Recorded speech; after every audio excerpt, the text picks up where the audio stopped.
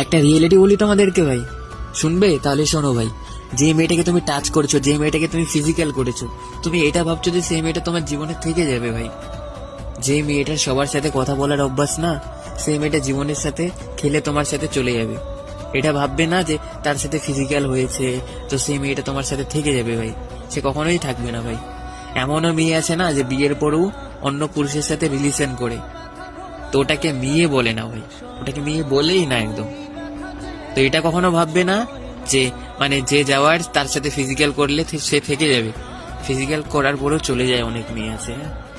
আরে বিয়ের পরেও তো ছেড়ে চলে যায়, 2 বাচ্চার মা হলেও তো ছেড়ে চলে যায়। তো তুমি কিসের ভালোবাসার কথা বলছো? আর যে মেয়েটা সত্যিকারের হবে না, সে জীবনের সাথে খেলবে না, তোমার জীবনটাকে সাজিয়ে তোমার সাথে সারা জীবন থাকবে। আর এটাকে বলে রিয়েল ভালোবাসা, থেকে যাওয়ারই নাম বলে ভালোবাসা।